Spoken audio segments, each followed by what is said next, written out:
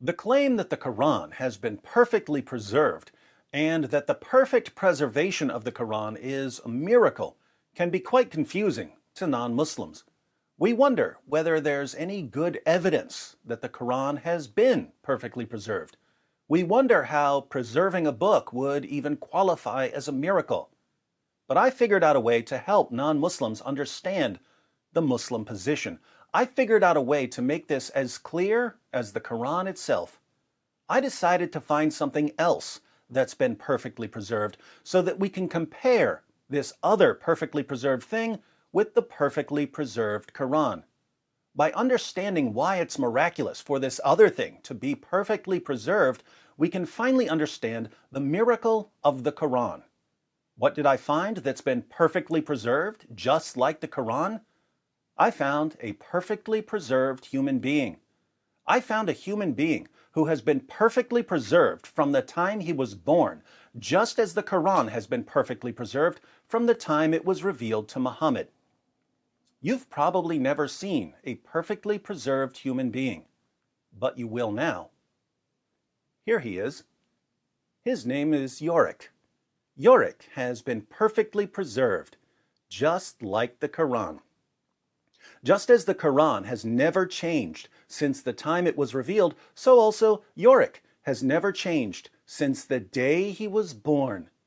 Notice how every bone in Yorick's body has been perfectly preserved, just as every verse in Surah 33 of the Quran has been perfectly preserved, even though more than 200 verses are missing from that one chapter.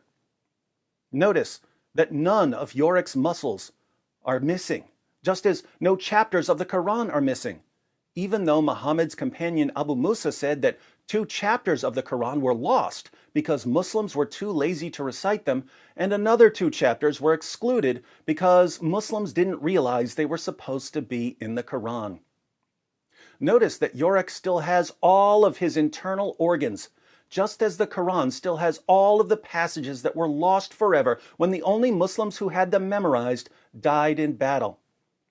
Notice that these 2 perfectly preserved Yoricks are completely identical in every way, just as all Quran manuscripts are completely identical right down to the letter, even though there are tens of thousands of differences in different Arabic versions of the Quran.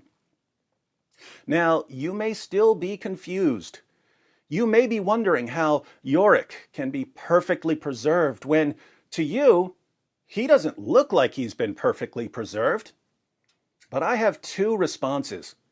First, you don't know what Yorick looked like the day he was born, just as Muslims don't have a copy of the Quran from the time of Muhammad.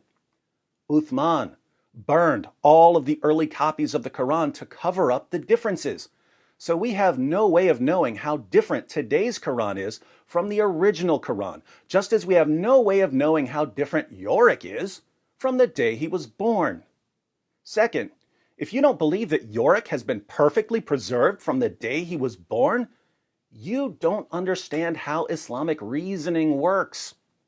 Yorick has been perfectly preserved because I say that he's been perfectly preserved, just as the Quran has been perfectly preserved because the compulsive liars we call Muslim scholars say that the Quran has been perfectly preserved.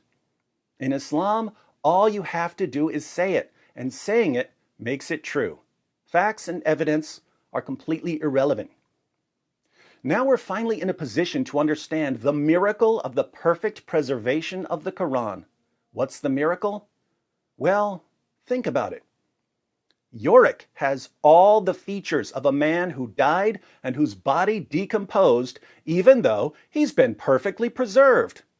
It's a miracle that he has all the features of a decomposed corpse when he's been perfectly preserved from the day he was born. Similarly, the Quran has all the features of a book that's been corrupted, and yet it's been perfectly preserved anyway, because the miracle of perfect preservation. If you'd like to learn more about the perfect preservation of the Quran, be sure to check out my playlist on the many ways the Quran has been changed and corrupted, and the many ways Muslim scholars and apologists lie about the changes and corruption.